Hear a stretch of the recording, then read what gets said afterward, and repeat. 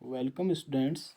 भारत लोक अर्थव्यवस्था के अंतर्गत अध्ययन करते हैं अध्याय 2 का प्रवास प्रकार कारण और परिणाम।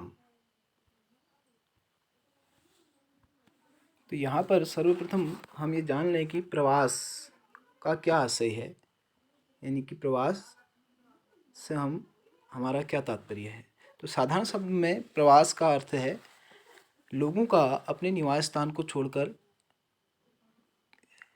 अन्यत्र चले जाना या किसी दूसरे स्थान को चले जाना ही प्रवास कहलाता है। तो इस क्रम में हम यहाँ पे इस चैप्टर के मुख्य बिंदुओं को समझते हुए आगे अध्ययन करेंगे। तो प्रवास को 1881 ईस्वी में भारत की प्रथम संचालित जनगणना से दर्ज करना आरंभ कर दिया गया था। इन आंकड़ों को जन्म के स्थान के आधार पर दर्ज किया गया था, परंतु 1961 की जनगणना में पहला मुख्य संशोधन किया गया था और उसमें 2 घटक अर्थात जन्म स्थान अर्थात गांव या नगर और यदि अन्यत्र जन्मा है तो निवास की अवधि सम्मिलित किए गए हैं। तो अर्थात कि अगर कोई व्यक्ति का जन्म स्थान गांव या शहर है तो वह कितने समय से उस क्षेत्र से पलायन करके प्रवासित होके दूसरे स्थान में रह रहा है, इस आधार पर जो है ये 1961 की जनगणना में पहले संशोधन जब हुआ था तभी से इस क्रम में जनसंख्या के आकलन में प्रवास को आकलित किया जाने लगा।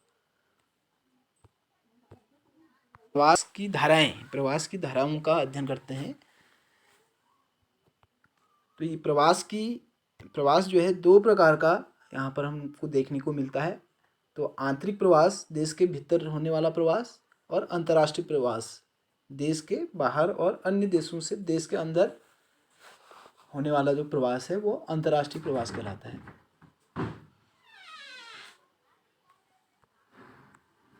तो आंतरिक प्रवास और अंतर्राष्ट्रीय प्रवास से संबंधित कुछ तथ्य यहाँ प्रस्तुत किए हैं। आंतरिक प्रवास के अंतर्गत 4 धाराओं की पहचान की गई है। तो पुनः जो आप आंतरिक प्रवास है जो कि देश के अंदर या देश के भीतर होता है, उसकी 4 धाराएं हैं। पहला है इसमें ग्रामीण से ग्रामीण प्रवास, जो कि कम दूरी का प्रवास होता है। खासकर देश के अंदर जो है महिलाएं विवाह के उपरांत जो है इस प्रकार का प्रवास करती हैं, ग्रामीण से ग्रामीण प्रवास।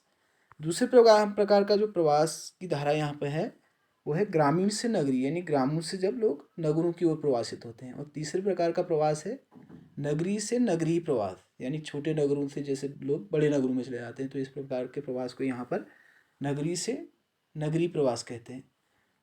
अगला इसमें चौथा जो है प्रवास की धारा है नगरीय से ग्रामीण प्रवास। तो नगरीय से भी क्षेत्रों से भी लोग ग्रामीण क्षेत्रों में आ जाते हैं। जैसे बहुत समय से नगर में रह रहे हैं तो रिटायरमेंट के बाद जैसे लोग अपने मूल स्थान में या ग्रामों में आ जाते हैं। तो इस प्रकार के प्रवास में जो है ये धारा है नगरीय से ग्रामीण प्रवास। तो इस प्रकार से देश के अंदर होने वाले प्रवास की मुख्यतः 4 धाराएं हैं, जैसे ग्रामीण से ग्रामीण प्रवास, ग्रामीण से नगरीय प्रवास, नगरीय से नगरीय, और अंतिम चौथा है नगरीय से ग्रामीण प्रवास। तो भारत में 2011 के दौरान पिछले निवास स्थान के आधार पर परिकलित 45.6 करोड़ प्रवासियों में से 14.2 करोड़ ने पिछले 10 वर्षों में अपने निवास का स्थान बदल लिया है। तो इस प्रकार जो 45.6 करोड़ लोग जो प्रवासित हुए हैं देश में 2011 से, तो उसमें से लगभग अभी भी जो है 2011 में 14.2 करोड़ लोगों ने जो है अपने 10 वर्षों में अपने स्थान बदले हैं यहाँ पे। तो इनमें से 11.9 करोड़ अंतर्राज्यीय प्रवासी थे।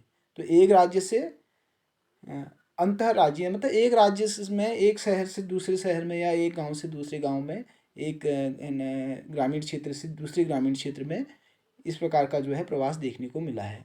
तो इस धारा में स्त्री प्रवासी प्रमुख थे। तो इस धारा में जो है जो कि अंतर्राज्यीय प्रवास के अंतर्गत आता है। इसमें स्त्रियों का जो प्रवासी हैं उनमें स्त्री जो प्रवासी थी वो मुख्य हैं। तो इनमें से अधिकांश विवाह उपरांत प्रवासी थी। से हमने जो है आंतरिक प्रवास के बारे में जाना। तो अब हम जानते हैं इसके अंतर्गत जो है भारत में जो है आपका अंतर्राष्ट्रीय जो प्रवास है वो उसमें हम भारत में पड़ोसी देशों से आप्रवास, यानी कि पड़ोसी देशों से जो लोग भारत में आ जाते हैं वो आप्रवासी कहलाते हैं। तो वहाँ से होने वाला आप्रवास, और उन देशों की ओर भारत से उत्प्रवास, यानी कि जब भारत से लोग दूसरे देशों में प्रवास कर जाते हैं तो उसको कहते हैं उत्प्रवास। तो ऐसे लोग जो देश की ओर, भारत की ओर जो है उत्प्रवास जो है उनका होता है। तो ये दोनों धाराएं जो हैं देखने को मिलती हैं अंतर्राष्ट्रीय प्रवास की। एक तो आप्रवास, पड़ोसी देशों से भारत में आते हैं, और उन देशों की ओर यानी कि भारत से दूसरे देशों की ओर जब लोग जाते हैं तो उसको हम उत्प्रवास कहते हैं। जो कि तो ये मुख्यतः आप्रवास और उत्प्रवास दो मुख्य धाराएं हैं अंतर्राष्ट्रीय प्रवास की। तो तालिका 2.1 में पड़ोसी देशों से प्रवासियों का ब्यौरा प्रस्तुत करती है। जनगणना 2011 में अंकित है कि भारत में अन्य देशों से 50 लाख व्यक्तियों का प्रवास हुआ है। इनमें से 88.9% पड़ोसी देशों से आए हैं। तो मुख्यतः बांग्लादेश, नेपाल और इसके बाद पाकिस्तान से भी जो है 2011 की जनगणना के उपरांत जो है लगभग 50 लाख व्यक्ति जो है यहाँ पर प्रवासित हुए हैं, भारत में आप्रवासी बने हैं, यहाँ जो है मूलतः बस गए हैं। स्थानिक विभिन्नता, प्रवास में स्थानिक विभिन्नता का हम अध्ययन करते हैं। महाराष्ट्र, दिल्ली, गुजरात, हरियाणा जैसे राज्य, उत्तर प्रदेश, बिहार, राजस्थान इत्यादि जैसे अन्य राज्यों से प्रवासियों को आकर्षित करते हैं। क्योंकि जैसे जो मुख्य आपके शहर हैं हमारे देश के, महाराष्ट्र, दिल्ली, गुजरात, हरियाणा आदि, तो यहाँ पर जो है अधिकांश जो प्रवासी है वो कहाँ से आए हैं? उत्तर प्रदेश, बिहार, राजस्थान इत्यादि राज्यों से आए हैं। तो प्रवासियों में महाराष्ट्र का सूची में प्रथम स्थान है। जो सबसे ज़्यादा जो प्रवासी आए हैं वो कहाँ, कौन से राज्य में आए हैं? महाराष्ट्र राज्य में आए हैं। इसके बाद दिल्ली, गुजरात, हरियाणा आदि आते हैं। दूसरी ओर उत्तर प्रदेश और बिहार वे राज्य हैं जहाँ से प्रवासियों की संख्या सर्वाधिक है। तो सबसे ज़्यादा जो पलायन होता है दूसरे राज्यों की ओर वो उनमें मुख्यतः जो है उत्तर प्रदेश से लोग अधिकांश संख्या में जो है प्रवासी प्रवास करके जो है दूसरे राज्यों में बस जाते हैं। इसमें फिर दूसरे नंबर में है बिहार। तो ये ऐसे राज्य हैं जहाँ से सबसे अधिक संख्या में जो है लोग उत्प्रवासी हुए हैं, यानी प्रवास कर गए हैं दूसरे राज्यों में। तो इस क्रम में अब हम अध्ययन करते हैं प्रवास के कारण का। प्रवास के कारण, लोग सामान्य रूप से अपने जन्म स्थान से भावनात्मक रूप से जुड़े होते हैं। तो ये कहा भी गया है जैसे कि जननी जन्मभूमिश्च स्वर्गाद्यपि गरीयसी, यानी कि जननी जन्मभूमि जो है स्वर्ग से भी सुंदर है। तो ऐसे कौन से कारण हैं जिनसे लोग जो हैं अपने निवास स्थान को छोड़ जाते हैं या मजबूरन उनको छोड़ना पड़ता है। किंतु लाखों लोग अपने जन्म स्थान और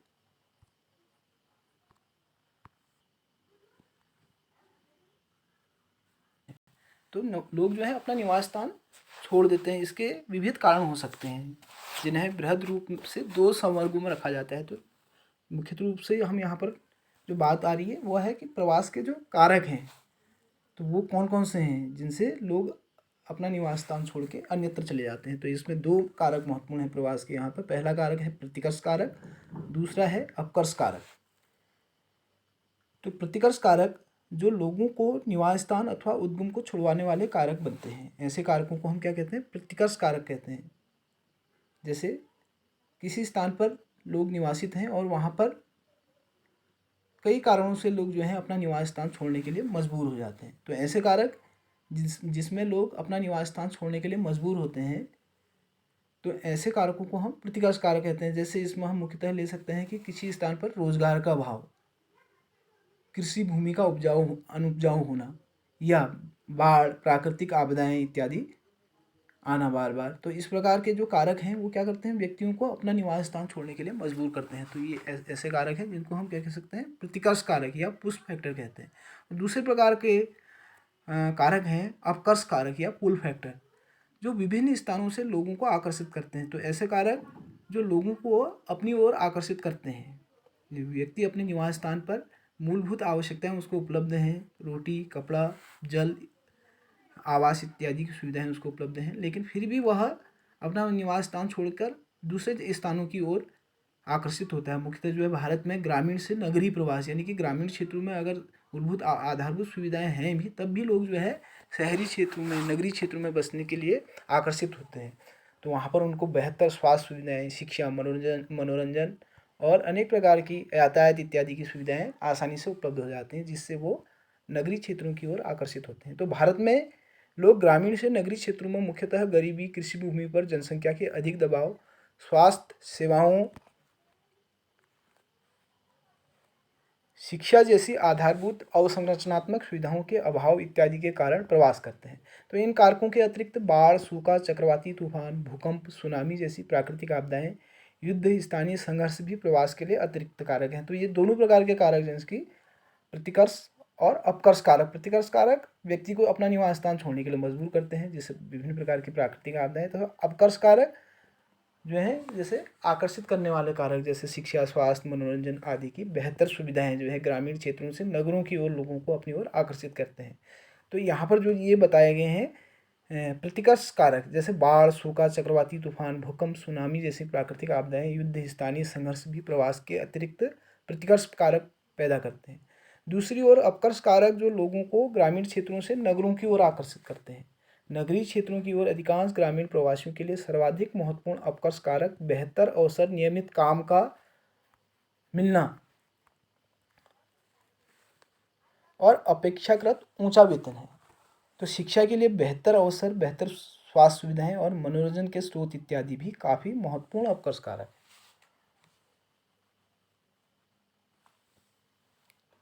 हम अध्ययन करते हैं प्रवास के परिणाम। तो प्रवास के क्या क्या परिणाम हैं। प्रवास क्षेत्र पर अवसरों के असमान वितरण के कारण होता है। तो लोगों में कम अवसरों और कम सुरक्षा वाले स्थान से अधिक अवसरों और बेहतर सुरक्षा वाले स्थान की ओर जाने की प्रवृत्ति होती है। तो लोग कहाँ पर रहना पसंद करते हैं, जहाँ पर कार्य के लिए या रोजगार के लिए अधिक उनको अवसर मिलते हैं। इसके अलावा सामाजिक सुरक्षा और बेहतर सुरक्षा वाले स्थानों में जाना पसंद करते हैं। तो बदले में यह प्रवास के उद्गम और गंतव्य क्षेत्रों के लिए लाभ और हानि दोनों उत्पन्न करता है। तो जिस स्थान को छोड़ के वे जाते हैं और जहाँ वो प्रवासित होते हैं, तो इन दोनों स्थानों पर उद्गम और गंतव्य क्षेत्र, उद्गम स्थान वह स्थान है जहाँ पर से लोग अपने निवास स्थान को छोड़ते हैं, जिस स्थान को, वो उद्गम स्थान है प्रवास का। और गंतव्य स्थान जहाँ पर वो प्रवासित हो जाते हैं, बस जाते हैं, ऐसे स्थान को हम गंतव्य स्थान कहते हैं। तो दोनों में जो है प्रवास के कारण लाभ और हानि की स्थिति उत्पन्न हो जाती है। तो परिणामों को आर्थिक, सामाजिक, सांस्कृतिक, राजनीतिक और जनांकीय संदर्भों में देखा जा सकता है। तो इस तरह जो है परिणाम के, प्रवास के कौन कौन से परिणाम हो सकते हैं। प्रवास के आर्थिक, सामाजिक, सांस्कृतिक, राजनीतिक, जनांकीय जो है परिणाम देखने को मिलते हैं। तो इसमें हम जो है सबसे पहले आर्थिक परिणाम, प्रवास के आर्थिक परिणामों का यहाँ पर अध्ययन करते हैं। उद्गम प्रदेश के लिए मुख्य लाभ प्रवासियों द्वारा भेजी गई हुंडी है। अंतर्राष्ट्रीय प्रवासियों द्वारा भेजी गई हुंडियाँ विदेशी विनिमय के प्रमुख स्रोतों में से एक है। तो उद्गम प्रदेश के लिए मुख्य लाभ जो है प्रवासी द्वारा भेजी गई हुंडियाँ हैं। तो भारत में जो है हम इसको कहते हैं हुंडियों को मनी ऑर्डर के माध्यम से जो हमारे जो ग्रामीण क्षेत्र से लोग शहरी क्षेत्रों में चले जाते हैं या दूसरे राज्यों के बड़े शहरों में रोजगार पा लेते हैं, तो वहाँ से वो अपने मूल स्थान जहाँ से वो प्रवासित हुए हैं, अपने उद्गम प्रदेश को जो है मनी ऑर्डर के रूप में, जिसे यहाँ पर जो है हुंडियों के रूप में प्रदर्शित किया गया है। तो ये जो है हुंडियों के रूप में मनी ऑर्डर जो है भेजते हैं, मनी ऑर्डर भेजते हैं और उनसे जो है अपने जो परिवारजन हैं, परिजन हैं, उनको आर्थिक सहायता उपलब्ध कराते हैं। तो अंतर्राष्ट्रीय प्रवासियों द्वारा भी हुंडियाँ भेजी जाती हैं। विदेशों से जो है जो लोग भारत से विदेशों में बस गए हैं, वो भी जो है भारत में अंतर्राष्ट्रीय जो प्रवासी हैं वो भी जो है धन भेजते हैं। तो पंजाब, केरल, तमिलनाडु अपने अंतर्राष्ट्रीय प्रवासियों से महत्वपूर्ण राशि प्राप्त करते हैं। इसमें देश में जो है मुख्यतः 3 राज्य जो हैं, पंजाब, केरल और तमिलनाडु जो हैं, अंतर्राष्ट्रीय जो प्रवासी हैं उनसे अधिक मात्रा में धन प्राप्त करते हैं। तो अंतर्राष्ट्रीय प्रवासियों की तुलना में आंतरिक प्रवासियों द्वारा भेजी गई हुंडियों की राशि बहुत थोड़ी है। तो सर्वाधिक जो धनराशि है वो हमें अंतर्राष्ट्रीय प्रवासियों से प्राप्त होती है। तो देश के अंदर होने वाले प्रवास से जो मनी ऑर्डर या हुंडियाँ प्राप्त होती हैं ग्रामीण क्षेत्रों में या अन्य क्षेत्रों को, तो वो काफ़ी कम मात्रा में पैदा होती हैं, मिलती हैं, किंतु यह उद्गम क्षेत्र की आर्थिक वृद्धि में महत्वपूर्ण भूमिका निभाती है। तो ग्रामीण क्षेत्रों में भी अगर शहरी क्षेत्रों से प्रवासित जो लोग हैं वो धन भेजते हैं मनी ऑर्डर के रूप में, तो वहाँ ग्रामीण क्षेत्रों की जो आर्थिक वृद्धि है, आर्थिक उन्नति है, उसके लिए भी काफ़ी महत्वपूर्ण भूमिका निभाती है। तो हुंडियों का प्रयोग मुख्यतः भोजन, ऋणों की अदायगी, उपचार, विवाहों, बच्चों की शिक्षा, कृषि निवेश, गृह निर्माण इत्यादि के लिए किया जाता है। तो आवास के लिए, बच्चों की शिक्षा, उपचार, विवाह इत्यादि अदायगी के लिए जो है लोग जो है भारत में इस धनराशि का प्रयोग करते हैं।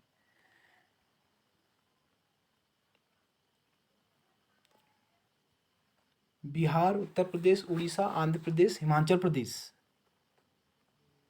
इत्यादि के हजारों निर्धन गांवों की अर्थव्यवस्था के लिए हुंडियां जीवनदायिनी रक्त का काम करती हैं। तो भारत में मुख्यतः जो प्रवासी हैं, जो बिहार, उत्तर प्रदेश, उड़ीसा, आंध्र प्रदेश, हिमाचल प्रदेश, ये ऐसे प्रदेश हैं जहाँ से बड़ी संख्या में लोग दूसरे राज्यों में, दूसरे बड़े शहरों में प्रवासित हो गए हैं रोजगार के लिए। तो वहाँ के जो हजारों निर्धन जो गांव हैं, उनकी अर्थव्यवस्था के लिए इस प्रकार की जो मनी ऑर्डर व्यवस्था है वो जो है जीवनदायिनी रक्त का काम करती है, मतलब वहाँ की अर्थव्यवस्था को चलाने के लिए काफ़ी महत्वपूर्ण है। उत्तरी पूर्वी उत्तर प्रदेश, बिहार, मध्य प्रदेश और उड़ीसा के ग्रामीण क्षेत्रों से पंजाब, हरियाणा, पश्चिमी उत्तर प्रदेश के ग्रामीण क्षेत्रों में प्रवास कृषि विकास के लिए उनकी हरित क्रांति कार्य योजना की सफलता के लिए उत्तरदायी है। तो पूर्वी उत्तर प्रदेश, बिहार और मध्य प्रदेश और उड़ीसा के ग्रामीण क्षेत्रों से जो है लोग कहाँ प्रवासित हुए हैं? पंजाब, हरियाणा, पश्चिमी उत्तर प्रदेश के ग्रामीण क्षेत्रों में। इसलिए कृषि कार्य के लिए, मतलब वहाँ पर वो कृषि मजदूरी या इस प्रकार के जो कार्य करते हैं कृषि से संबंधित, तो वहाँ पर कौन कौन से राज्यों में प्रवासित हुए हैं? पंजाब, हरियाणा और पश्चिमी उत्तर प्रदेश में। तो पंजाब, हरियाणा जैसे राज्यों में उन्होंने जो है कृषि विकास के क्षेत्र में हरित क्रांति कार्य योजनाओं की सफलता में भी जो है उन्होंने अपनी महत्वपूर्ण भूमिका निभाई है इन लोगों ने।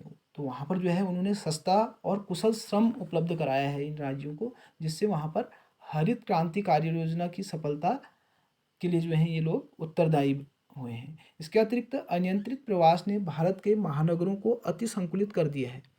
तो प्रवास के जहाँ कई फायदे हैं, जैसे कुछ क्षेत्रों में हरित क्रांति पैदा कर दी है।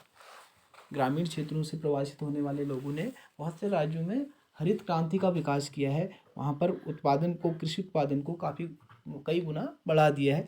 जबकि इसके जो नकारात्मक प्रभाव हैं, जो मुख्यतः इसके अतिरिक्त प्रवास के भारत के महानगरों में अति संकुलित कर दिया है, यानी कि वहाँ पर भीड़ को बढ़ा दिया है, आवास बढ़ गए हैं। भीड़ भाड़ बढ़ जाने से हर प्रकार के संसाधनों पर वहाँ पर अतिरिक्त दबाव पड़ा है। तो अति महानगरों को अति संकुलित करना भी जो है एक नकारात्मक प्रभाव है प्रवास का। तो महाराष्ट्र, गुजरात, कर्नाटक, तमिलनाडु और दिल्ली जैसे औद्योगिक दृष्टि से विकसित राज्यों में गंदी बस्तियों का विकास, स्लम का विकास हो जाना देश में अनियंत्रित प्रवास का नकारात्मक परिणाम है। तो ऐसे देश जो शहर हैं, तो वहाँ पर जो है बहुत से जो राज्य हैं, जैसे महाराष्ट्र है, गुजरात, कर्नाटक, तमिलनाडु और दिल्ली जैसे जो औद्योगिक दृष्टि से विकसित राज्य हैं, इनमें जो है काफ़ी संख्या में लोग प्रवासित हुए हैं। तो जिससे बड़ी संख्या में वहाँ पर जो है आवास, मूलभूत आवश्यकताओं, जल, बिजली इत्यादि की कमी पाई गई, जिससे लोगों ने क्या कर दिया, वहाँ पर स्लम विकसित हो गए, गंदी बस्तियाँ विकसित हो गई, जिससे जो है देश में अनियंत्रित प्रवास का नकारात्मक परिणाम जो है ये देखने को मिलता है। अगला जो परिणाम है वो है जनांक परिणाम। तो प्रवास से देश के अंदर जनसंख्या का वितरण होता है। ग्रामीण नगरीय प्रवास नगरों में जनसंख्या की वृद्धि में योगदान देने वाले महत्वपूर्ण कारकों में से एक है। तो ग्रामीण क्षेत्रों में होने वाले युवा आयु कुशल एवं दक्ष लोगों का बाह्य प्रवास ग्रामीण जनांकिकी संगठन पर प्रतिकूल प्रभाव डालता है। तो जो ग्रामीण क्षेत्रों की कार्यशील जनसंख्या है वो मुख्यतः युवा वर्ग, तो वहाँ पर जो है वो लोग क्या करते हैं, प्रवासित हो जाते हैं शहरों में या दूसरे राज्यों में। तो इससे जो है वहाँ के कार्यशील या दक्ष जो लोग हैं वो बाह्य प्रवास के कारण वहाँ पर जनांकिकी संगठन पर प्रतिकूल प्रभाव पड़ता है। तो यद्यपि उत्तराखंड, राजस्थान, मध्य प्रदेश, पूर्वी महाराष्ट्र से होने वाला बाह्य प्रवास ने इन राज्यों की आयु एवं लिंग संरचना में गंभीर असंतुलन पैदा कर दिया है। तो लिंगानुपात मुख्यतः जो आप ले सकते हैं कि जैसे उत्तराखंड, राजस्थान, मध्य प्रदेश और पूर्वी राज्यों से जो युवा वर्ग प्रवासित हो जाता है दूसरे राज्यों में या दूसरे शहरों में, तो वहाँ पर जो है लिंगानुपात में गंभीर जो है असंतुलन की स्थिति पैदा हो गई है।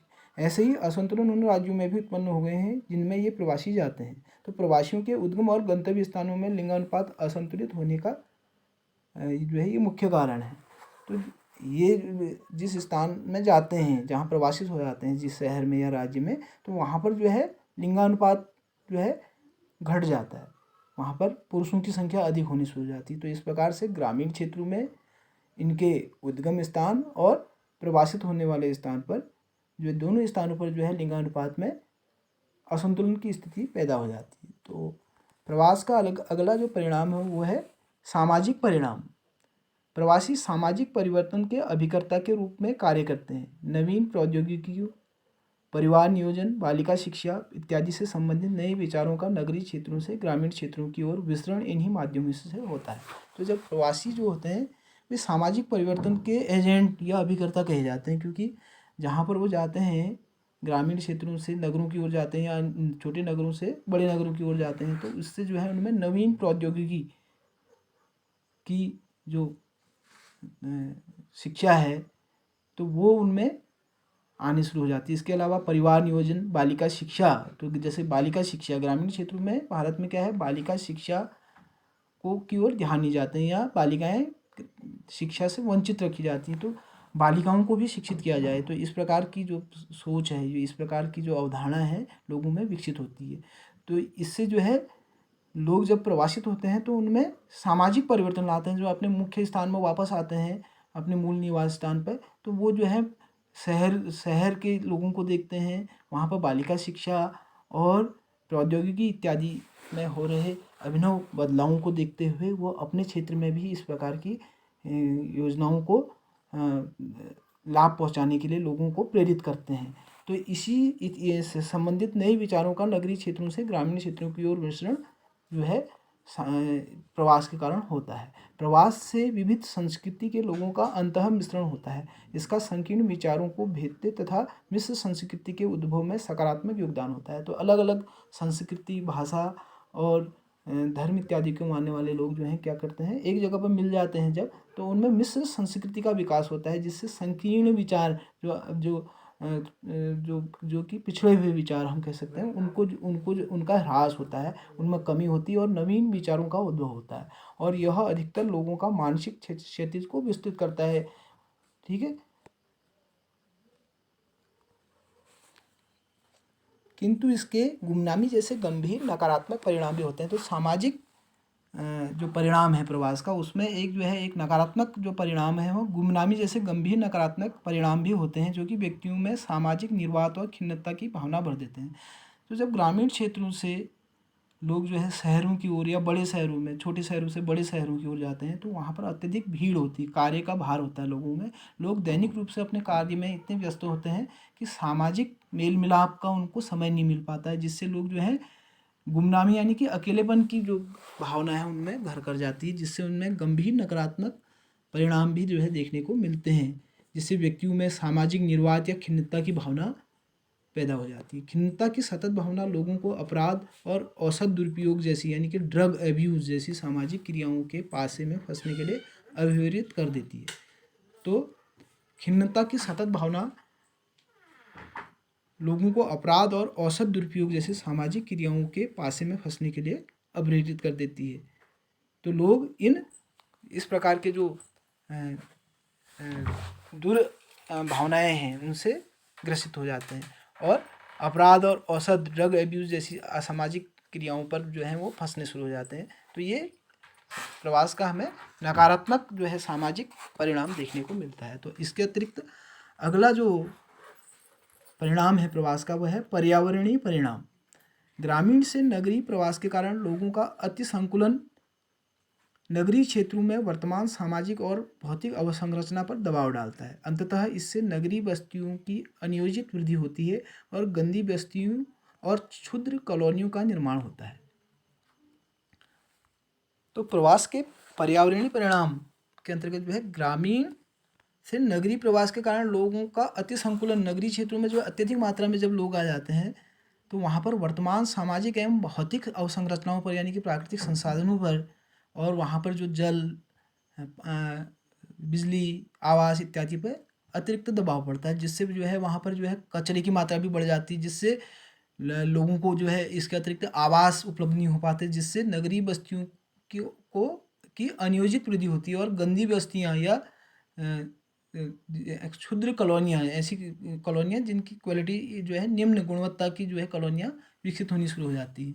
इसके अतिरिक्त प्राकृतिक संसाधनों के अतिदोहन के कारण नगर भौमजल के स्तर के अवक्षय, तो जो नगरीय जो भौमजल है, तो मैदानी क्षेत्रों में विशेषकर, तो वहाँ पर जो है भौमजल स्तर जो है धीरे धीरे घटना शुरू हो जाता है। तो क्योंकि जो जनसंख्या, अधिक जनसंख्या के दबाव के कारण वहाँ पर जो है पानी की अधिक आवश्यकता होती है, जिससे भौमजल का अत्यधिक उपयोग होने से भौमजल स्तर घटना शुरू हो जाता है। इसके अतिरिक्त वायु प्रदूषण, वाहित मल के निपटान, वायु प्रदूषण की समस्या होने लग जाती है। तो लोग जब अगर शहर के अंदर होंगे तो अधिक से अधिक लोग जो है दैनिक रूप से आवाजाही करेंगे, लोग कार्य के लिए बाहर निकलेंगे, अपने कार्यस्थल पर पहुंचने के लिए जो है विभिन्न प्रकार के वाहनों का इत्यादि का प्रयोग करेंगे, फैक्ट्रियों में कार्य करेंगे, फैक्ट्रियां भी बढ़ती जाएंगी, जिससे जो है वायु प्रदूषण की समस्या पैदा होती है। इसके अलावा वाहित मल के निपटान और ठोस कचरे के प्रबंधन जैसी गंभीर समस्याओं का सामना करना पड़ता है। तो अधिक जनसंख्या के कारण जो आपका कचरा है, वाहित मल, जो कि द्रवित अवस्था में भी जो है कचरा हमें देखने को मिलता है। तो इसके अलावा ठोस कचरा, बड़ी भारी मात्रा में जो लोग जो है ठोस कचरे को उत्पन्न करते हैं नगरीय क्षेत्रों में, तो उनके प्रबंधन की समस्याएं भी जो है देखने को मिलती हैं। तो इसके अतिरिक्त अन्य जो परिणाम हैं प्रवास के, उनमें कौन कौन से महत्वपूर्ण हैं देखते हैं। प्रवास विवाहजन्य प्रवास को छोड़कर भी स्त्रियों के जीवन को प्रत्यक्ष अथवा परोक्ष रूप से प्रभावित करता है। तो ग्रामीण क्षेत्रों में पुरुष वर्णनात्मक बाह्य प्रवास के कारण पत्नियां पीछे छूट जाती हैं। तो ग्रामीण क्षेत्रों में जब पुरुष जो है रोजगार के लिए नगरीय क्षेत्रों में दूसरे राज्यों में प्रवासित हो जाते हैं, तो स्त्रियां जो हैं वो जो है वहीं पर रह जाती, जिससे उनको जो है पुरुष से संबंधित जो कार्य हैं वो भी करने पड़ते हैं। इसके अतिरिक्त शारीरिक और मानसिक दबाव भी जो है उनको झेलना पड़ता है। शिक्षा अथवा रोजगार के लिए स्त्रियों का प्रवास उनकी स्वायत्ता और अर्थव्यवस्था में उनकी भूमिका को बढ़ा देता है। तो ग्रामीण क्षेत्रों में जो महिलाएं हैं वो क्या करती हैं, उनको अतिरिक्त दबाव पड़ता है, शारीरिक और मानसिक दोनों प्रकार का, क्योंकि उनको घर और बाहर दोनों प्रकार के कार्यों को करना होता है, घर भी देखना होता है और खेती बाड़ी कृषि से संबंधित कार्य। इसके अलावा जो बाहर बाहर के कार्य होते हैं, बाजार वित्तीय इत्यादि से संबंधित, वो भी देखने होते हैं। तो उन पर अतिरिक्त शारीरिक और मानसिक दबाव पड़ता है। और दूसरी ओर शिक्षा अथवा रोजगार के लिए स्त्रियों का प्रवास उनकी स्वायत्ता और अर्थव्यवस्था में उनकी भूमिका को बढ़ा देता है। तो ग्रामीण क्षेत्रों में से और दूसरे जो छोटे शहर हैं या दूसरे जो कस्बे हैं, उनसे भी जो है भारी मात्रा में शिक्षा और रोजगार के लिए स्त्रियां जो है प्रवास कर रही हैं, जिससे उनकी जो है अर्थव्यवस्था में और उनके स्वयं उनके जो है अपने पैरों में खड़े होने की जो योग्यता है, स्वायत्ता और अर्थव्यवस्था में उनकी भूमिका को बढ़ा देता है। तो स्रोत प्रदेश के दृष्टिकोण से यदि हुंडियाँ प्रवास के प्रमुख लाभ हैं, तो मानव संसाधन विशेष रूप से कुशल लोगों का ह्रास उनकी गंभीर लागत है। तो अपने स्रोत प्रदेश से जब लोग कार्य के लिए बाहर प्रवासित होते हैं, तो भारी मात्रा में उस स्रोत प्रदेश को जहाँ से लोग प्रवासित होते हैं, प्रतिवर्ष जो है हुंडियों के रूप में, मनी ऑर्डर के रूप में अतिरिक्त धन जो है वहाँ पर उपलब्ध होता है। लेकिन इसके जो है नकारात्मक परिणाम भी हैं, जिससे जो है वहाँ पर जो है जो मानव संसाधन है वहाँ का, वो जो है दूसरे राज्यों में या दूसरे शहरों में लाभ पहुँचाता है और अपने क्षेत्र और अपने जो गांव हैं उनमें उनके विकास के लिए उनकी ऊर्जा का उपयोग नहीं हो पाता है। तो उन्नत कुशलता का बाजार सही मायने में वैश्विक बाजार बन गया है और सर्वाधिक गत्यात्मक औद्योगिक अर्थव्यवस्थाएं गरीब प्रदेशों में उच्च प्रशिक्षित व्यवसायियों को आर्थिक अनुपातों में प्रवेश दे रही हैं, सार्थक अनुपातों में प्रवेश दे रही हैं और भर्ती कर रही हैं। परिणाम स्वरूप स्रोत प्रदेश के वर्तमान अल्प विकास को बल मिलता है। तो वैश्विक बाजार की जो स्थिति पैदा हो रही है धीरे धीरे, तो उससे क्या हो रहा है कि जो मुख्य स्रोत प्रदेश का लाभ जो है दूसरे क्षेत्रों को प्राप्त हो रहा है। जो उद्योगों में निर्मित वस्तुओं का लाभ, अर्थव्यवस्था के जो है जो औद्योगिक जो आपका वैश्वीकरण जो है विभिन्न वस्तुओं का हो गया, तो उसका लाभ पूरे दूसरे जो देश हैं जहाँ को वस्तुएं निर्यात की जाती है उनको होता है अधिकांशतः। तो जो उनके जो मूल स्थान है वहाँ पर जो है अल्प विकास की स्थिति देखने को मिलती है। Thank you for watching. मिलते हैं नेक्स्ट वीडियो में।